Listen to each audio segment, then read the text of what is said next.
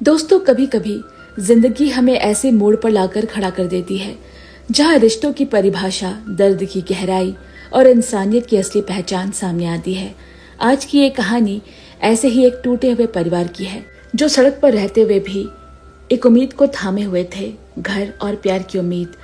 ये है the highway family की कहानी। तो कहानी को शुरू करने से पहले इस वीडियो को एक लाइक जरूर दे, साथ ही चैनल सब्सक्राइब नहीं किया है तो जरूर कर ले। इससे हमें और भी अच्छे वीडियोस लाते रहने का मोटिवेशन मिलता है। तो दोस्तों, कहानी की शुरुआत एक बेहद संघर्ष भरी जिंदगी से होती है। एक टूटा फूटा परिवार जिसमें एक मासूम बेटा टैकी, एक प्यारी सी बेटी यूनयी, माँ का नाम जिसुक और पिता कीवू शामिल है। ये परिवार न सिर्फ आर्थिक तंगी से जूझ रहा है, बल्कि उनकी जिंदगी में एक स्थायी छत भी नहीं है। बेघर होकर ये लोग एक ऊंची तार की दीवार को चुपचाप पार करते हैं, जैसे शहर के चकाचौंध से कुछ उम्मीदें समेटने आए हो, शायद एक बेहतर जिंदगी की तलाश में या बस एक और दिन जीने के लिए। इसके बाद कीवू की नजर एक कपल पर पड़ती है। वो झिझकते हुए उनके पास जाकर झूठ बोलता है कि उसका वॉलेट खो गया है और कार की गैस खत्म हो गई है। वो 20,000 युआन मांगता है। पहले तो उन लोगों ने साफ मना कर दिया, लेकिन तभी छोटी सी यून पास आ जाती है। मासूम आंखों से उन्हें देखती है और धीमे से कहती है, पापा, हमें घर जाना है। उस मासूमियत में ऐसा दर्द और सच छिपा है जिसे कोई भी नजरअंदाज नहीं कर सकता। यून की मासूमियत उनका दिल पिघला देती है और वो पैसे दे देते हैं। पैसे मिलते ही जैसे कुछ देर के लिए कीवू का परिवार राहत की सांस लेता है। वो मिलकर खाना खाते हैं, कई दिनों बाद पेट भरकर। और जब रात होती है तो शहर की रोशनी से दूर हाईवे किनारे तंबू लगाकर सो जाते हैं, ठंडी जमीन पर खुले आसमान के नीचे, एक अनजानी सी उम्मीद के साथ। अगले दिन कीवू फिर निकलता है। शायद जरूरत की मार ने उनमें संवेदनाओं को पीछे धकेल दिया है। उसे फिर एक नया आदमी मिलता है और वो वही पुराना बहाना दोहराता है, लेकिन इस बार वो आदमी थोड़ा सतर्क है, कुछ गड़बड़ महसूस करता है। वो कीवू से उसका पहचान पत्र मांगता है। जब कीवू नहीं दिखा पाता तो वो आदमी बिना एक शब्द बोले और बिना कोई मदद दिए वहां से चला जाता है। कीवू की आंखों में उस वक्त शर्म और बेबसी दोनों तैरती है, जैसे हर बार उम्मीद की डोर थामने से पहले ही टूट जाती हो। इसके बाद हम देखते हैं कि एक अधेड़ उम्र की महिला यांगसुन टॉयलेट में होती है। तभी वो कीवू की बेटी यून को देखती है, जो नल की टोटी से गंदा पानी पी रही है। यांगसुन घबरा जाती है और उसे रोकते हुए कहती है, ये पानी मत पियो, लेकिन यून उसे देखते ही डर कर भाग जाती है। उस पल में यून की आंखों में शर्म, डर और आदत बन चुकी मजबूरी की परछाई साफ दिखाई देती है। एक छोटी बच्ची जो सिर्फ पानी पीना चाहती है। अब जब यांगसुन टॉयलेट से बाहर निकलकर अपनी कार की ओर जा रही है तो रास्ते में कीवू से रोकता है। उसकी आंखों में झिझक तो है, लेकिन मजबूरी उसे झूठ के हलवा ही देती है। वो कहने लगा, उसका वॉलेट खो गया है, उसे 20,000 युआन की सख्त जरूरत है। यांगसुन पहले तो चौंक गई, फिर सीधा मना कर देती है, लेकिन तभी यून पास आ जाती है। उसकी छोटी छोटी आंखें और मासूम सा चेहरा, जिसमें थकान और उम्मीद दोनों झलकती है, यांगसुन का दिल तोड़ देती है। उस मासूमियत में कुछ ऐसा है जो पत्थर को भी मोम बना दे। यांगसुन हार मान जाती है और चुपचाप 20,000 युआन निकालकर पकड़ा देती है। कीवू की पत्नी जब और पैसे लेने से मना करती है, तभी यून का मासूम भाई टैकी सामने आकर कुछ ऐसा भोला सा चेहरा बना लेता है कि यांगसुन खुद को रोक नहीं पाती और कुछ अतिरिक्त पैसे थमा देती है, शायद उस तकलीफ को महसूस करते हुए जो इन बच्चों की आंखों से झलक रही है। अगले दिन सुबह सुबह जब नींद पूरी भी नहीं हुई थी, एक म्यूनिसिपल अफसर उनके तंबू के पास पहुंचा। वो बिना किसी हमदर्दी के उनका तंबू हटाने लगता है, जैसे वहां कोई इंसान नहीं, सिर्फ बोझ रह रहे हो। कि वो समझाता है, रोकने की कोशिश करता है, लेकिन बहस इतनी बढ़ जाती है कि दोनों में झड़प हो जाती है। इसी खींचातानी में उनका तंबू फट जाता है, एकमात्र छत जो उनके पास थी। जैसे ही वो तंबू फटा, उसके बच्चे जोर जोर से रोने लगते हैं। वो रोना सिर्फ दर्द का नहीं है, वो डर, असुरक्षा और असहायता का मिला जुला रूप है, जैसे उनकी छोटी सी दुनिया एक बार फिर बिखर गई हो। माँ बाप मिलकर उस फटे तंबू को समेटते हैं और थक हार कर एक और अनजान शहर की ओर बढ़ जाते हैं, शायद जहां उन्हें फिर से कोई न तोड़े। इसके बाद कहानी में एक नया दृश्य सामने आता है। जो दिखने में साधारण पर भावनाओं से भरा है। एक बूढ़ा दुकानदार 41 साल बाद अपनी फर्नीचर की दुकान बेच देता है। ये दुकान उसके जीवन की पहचान थी, लेकिन अब वो उससे अलविदा कह रहा है। उसकी खरीदार और कोई नहीं बल्कि यांगसुन होती है, वही महिला जिसने कीवो की मदद की थी। वो इस पुरानी दुकान के सारे फर्नीचर्स खरीद लेती है और आगे ग्राहक को 12 कुर्सियां बेच देती है। शाम को थोड़ी खुशी के पल मनाने के लिए सेलिब्रेशन होता है, लेकिन जब रात होती है और सब सो जाते हैं, तब यांगसुन की असली रात शुरू होती है। वो अपने बिस्तर पर लेटी रहती है, लेकिन नींद आंखों से कोसों दूर है। वो अपने मरे बेटे की याद में जागती रहती है, एक गहरी चुप्पी के साथ जो उसकी आत्मा में घुल चुकी है। उसका पति पास आता है, उसके करीब होने की कोशिश करता है, लेकिन यांगसुन में अब वो जुड़ाव बाकी नहीं रहा। उसका दर्द, उसकी तकलीफ इतनी गहरी है कि वो ना चाहते हुए भी उसे धक्का दे देती है। नफरत से नहीं, बल्कि उस पीड़ा से जो उसके दिल में अब तक दबी थी। उसका पति कुछ नहीं कहता, चुपचाप बाहर चला जाता है। कुछ देर बाद वही पति दरवाजे के बाहर से आवाज लगाता है। इस घर की मालकिन अगले महीने से 50,000 युआन किराया बढ़ाना चाहती है। अब क्या करे? ये सुनकर यांगसुन ने गहरी सांस लेकर कहा, अगले महीने बढ़ा देंगी। उसकी आवाज में थकान थी, लेकिन साथ ही एक अजीब सी स्वीकारोक्ति भी, जैसे जिंदगी ने जो बोझ दिया है वो अब उसकी आदत बन चुकी है। अब दिन भर की थकान और धूप में झुलसते हुए कीवो का परिवार चलते चलते एक अधूरी सी इमारत के सामने पहुंचे। एक अंडर कंस्ट्रक्टेड मकान। जैसे ही उस जगह की दीवारें और खुले छत उनके सामने आते हैं, उनके थके चेहरे पर एक अजीब सी राहत उभर आती है। जीसू के चेहरे पर हल्की सी मुस्कान है, यून की आंखों में उम्मीद चमकती है और ताकि चारों ओर खुशी से देखने लगता है, जैसे उन्हें कुछ समय के लिए ही सही सर छुपाने की जगह मिल गई हो। वो सब वहीं सो जाते हैं, जैसे जिंदगी में पहली बार चैन की नींद मिली हो। लेकिन रात की नमी और अधूरी दीवारों की उदासी के बीच अचानक यून की आंख खुल गई। उसकी मासूम निगाहें एक धुंध सी आकृति देखती है जो उसे डरा देती है। उसका नन्हा दिल घबरा जाता है। वो चीख कर दौड़ते हुए माँ से चिपक गई, जिसे उसे अपने सीने से लगाकर चुप कराने की कोशिश करती है। तभी बाहर बारिश की बूंदें गिरनी शुरू हो गई। तेज हवाओं के साथ टप टप की आवाज मकान के खालीपन में गूंज रही है। सबकी नींद टूट जाती है। बिस्तर, चटाई सब गीले होने लगते हैं। ठिठुरते हुए वो सब एक कोने में सिमट कर बैठ जाते हैं। आंखों में थकान, दिल में डर और उम्मीद सिर्फ एक चीज की, सुबह का इंतजार।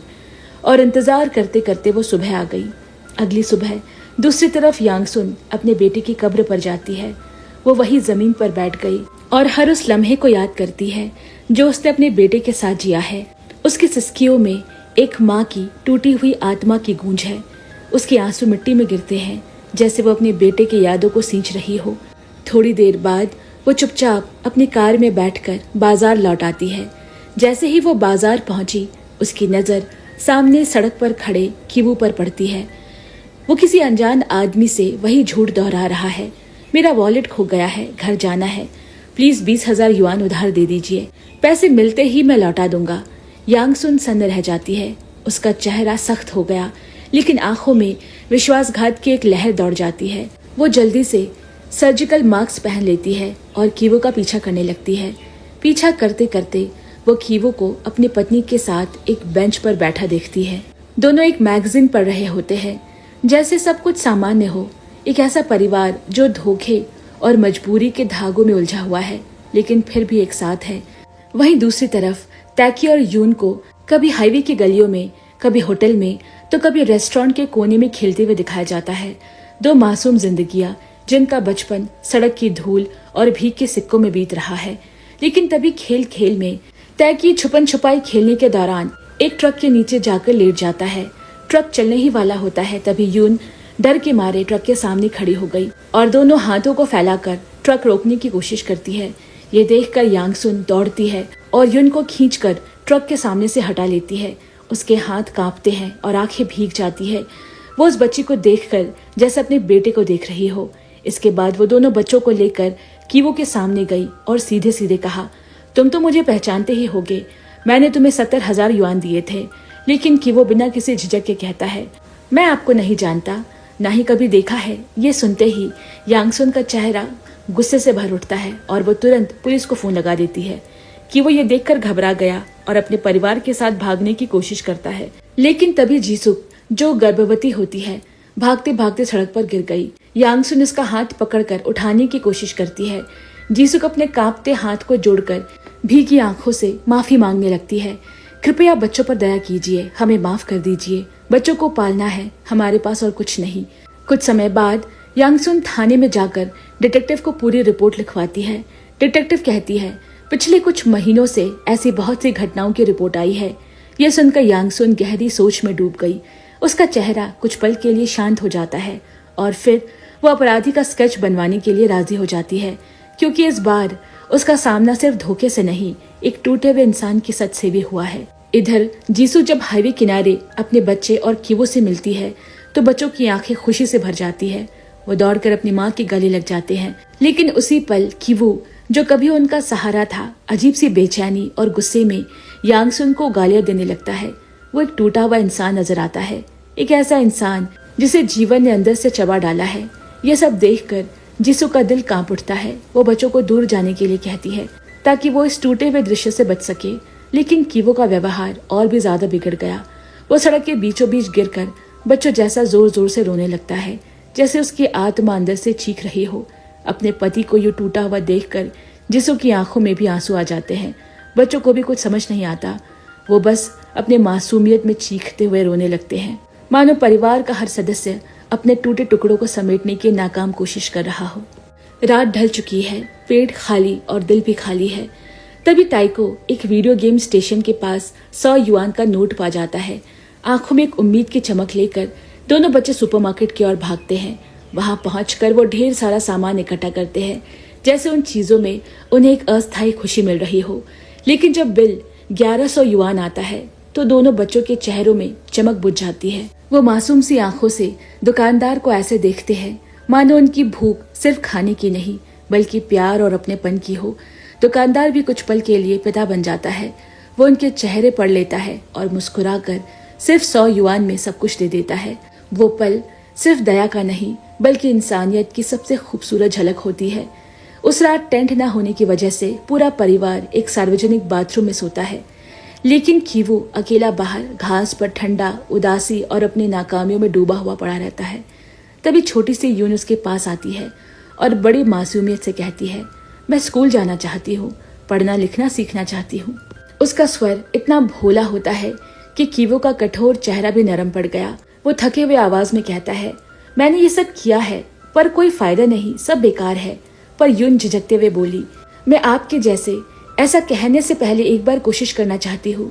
ये सुनते ही कीवो की आंखें भीग जाती है। वो खुद से शर्मिंदा हो उठता है।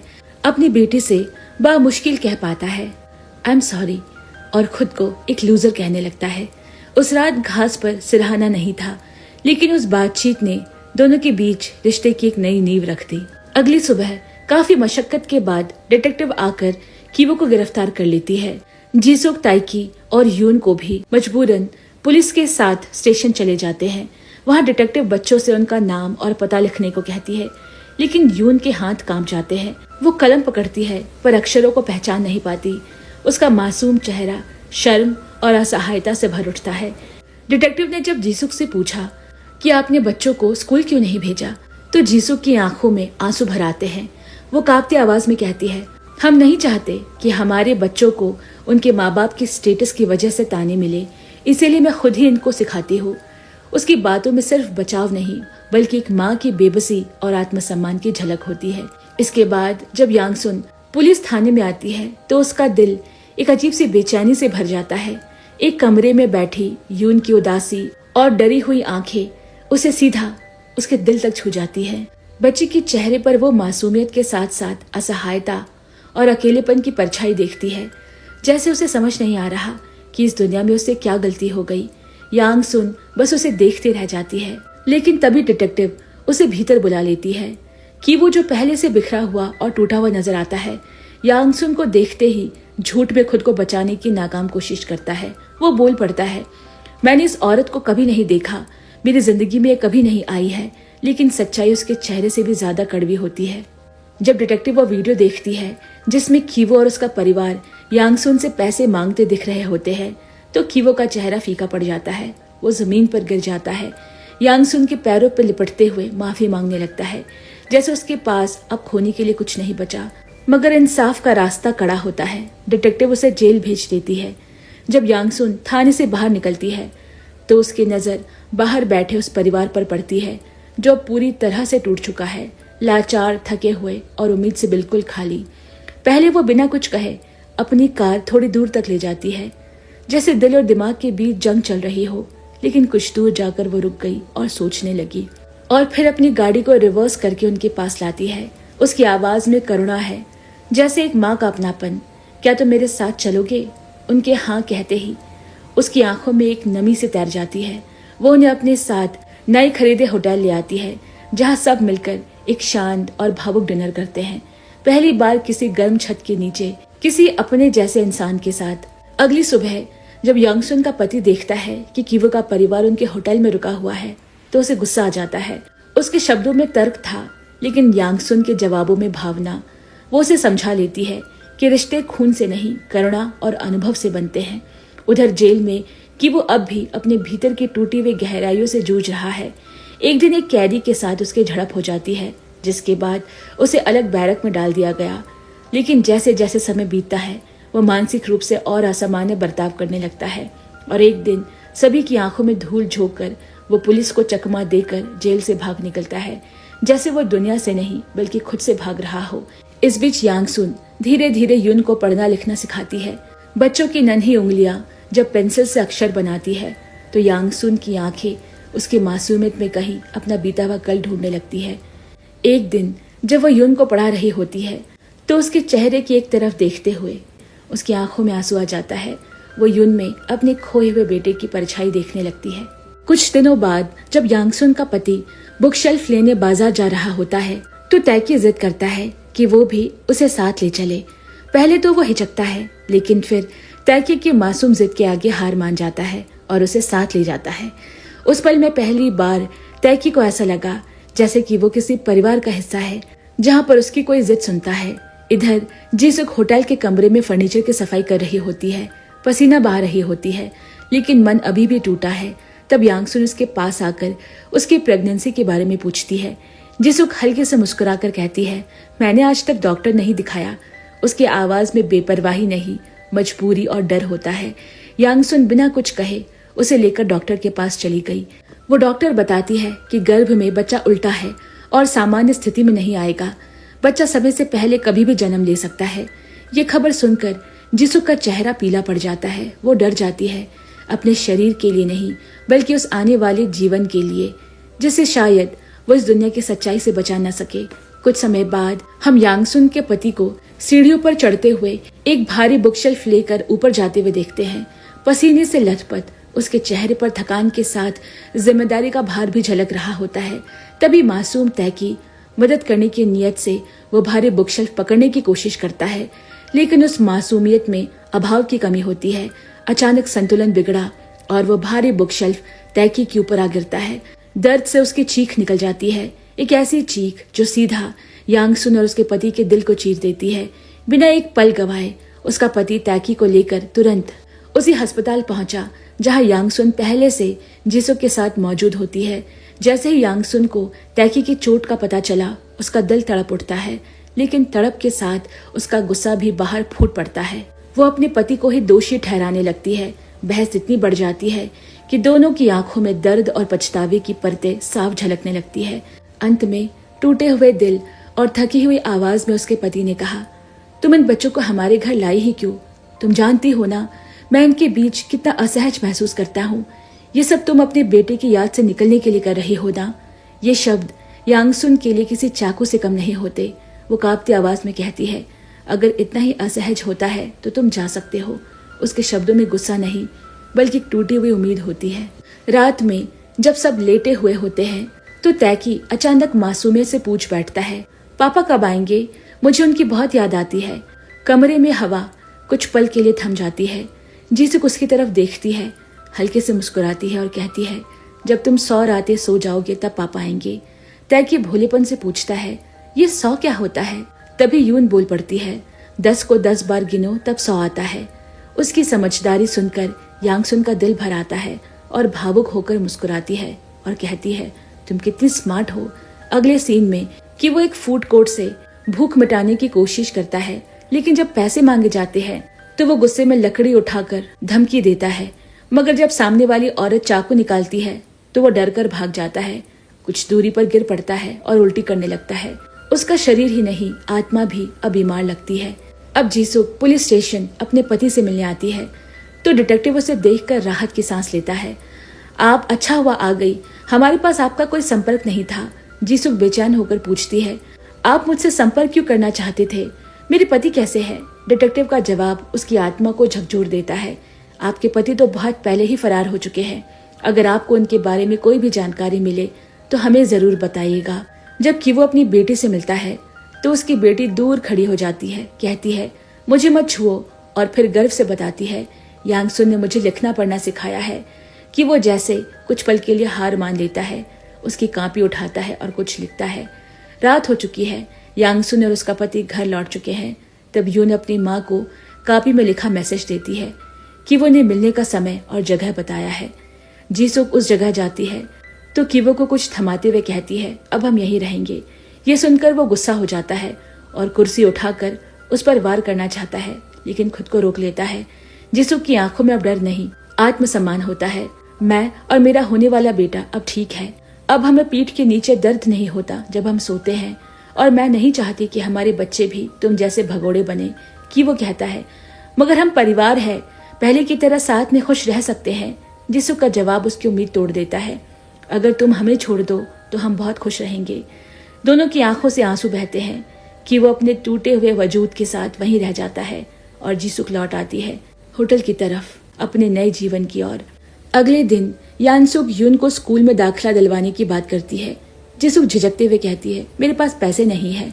यांगसुन हल्की मुस्कान के साथ कहती है, प्राथमिक शिक्षा तो मुफ्त होती है, और मैं तुम्हें कुछ सैलरी भी दिया करूंगी जिससे तुम इन्हें पढ़ा सको।